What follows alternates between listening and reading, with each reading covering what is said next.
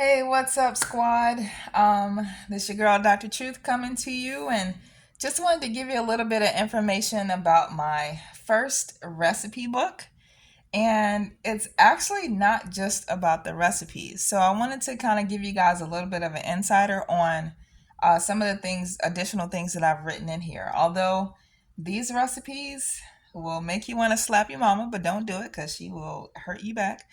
But anyway, it's not just about that. I'm actually giving you a little bit more information on, you know, how I feel like the world should actually look at food, a little bit differently than what, the rest of the world kind of talks about. All right.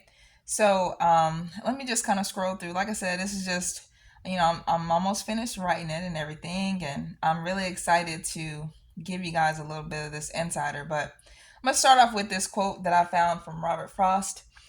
He says, either you can keep suffering through the pain or grow through what the pain has taught you.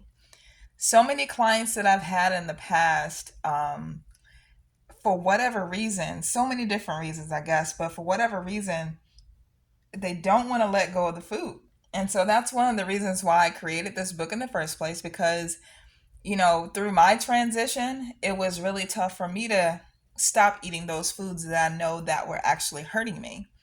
So the thing is, you don't have to change what you're eating. You just need to change the ingredients.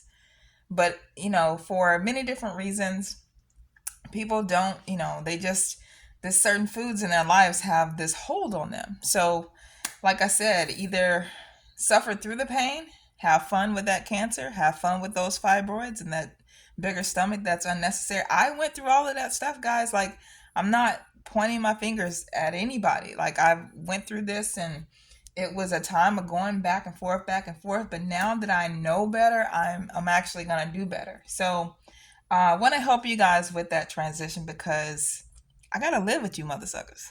Okay. All right. So anyway, just a little bit of information. This book is not about weight. It's not about losing weight, gaining weight, any of that kind of stuff. This is more about looking at you from the inside view. Okay. Things that are more important, like how is your heart pumping?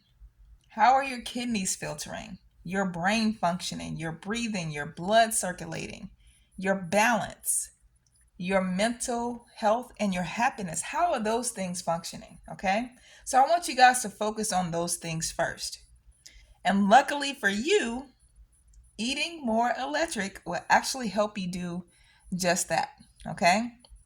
So as I was writing that little part right there, it made me think about a old episode that I saw years ago on The Real Housewives of Atlanta. I know, I know. Don't judge me. Don't judge me. But yeah, it was one of my little things that I watched back then. But it made me think about Kim Zolciak.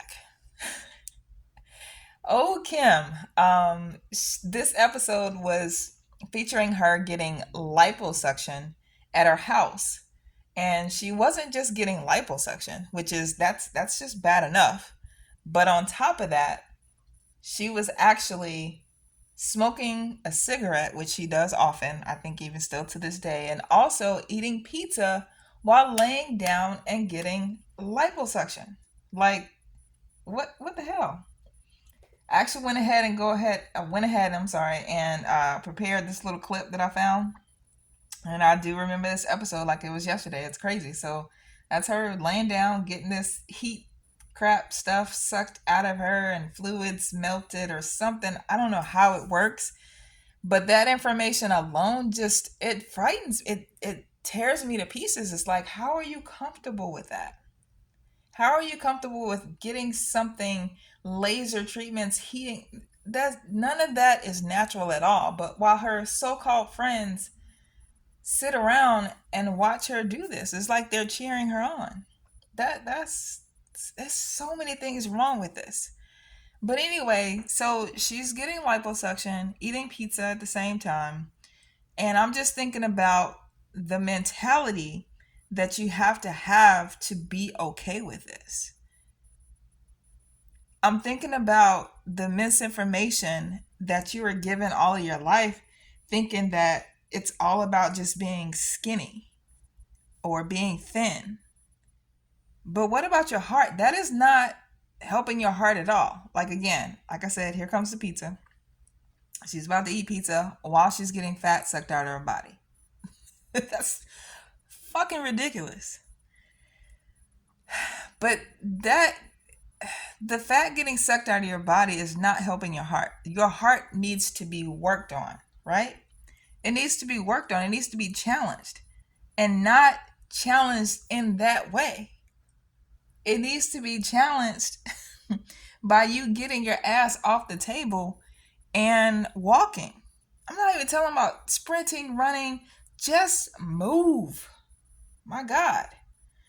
And Kim, I'm not picking on just you. I'm picking on you for sure. Because, Lord, you have given the people some good TV, quote unquote, good TV. But, I got to give people the mental picture of what I'm talking about and some of the things that I talk about in this book.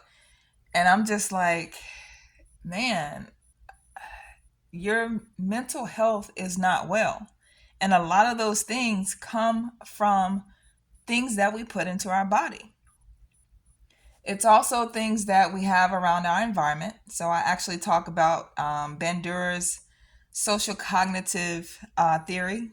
So these three things, these three factors, they matter as well as far as what your outcome is going to be. So your personal factors, like how you grew up, the people around you, the people that helped raise you, that of course has an effect on your mental. Your environmental factors, so not just people from then, but people from today and who you constantly hang around, what you're watching on TV, everything that you consume physically and mentally also affects your outcome. All of those things I kind of put in a little bit. I don't put in too much to overwhelm you guys, but I just want to let you know that this food thing is real. It's real on so many different levels that I just want to at least introduce you to if you're not familiar with these things. But I really want to help you guys because I got to live in this world with you Mickey Fickies. And that's it. I'll holler at y'all tomorrow for another piece.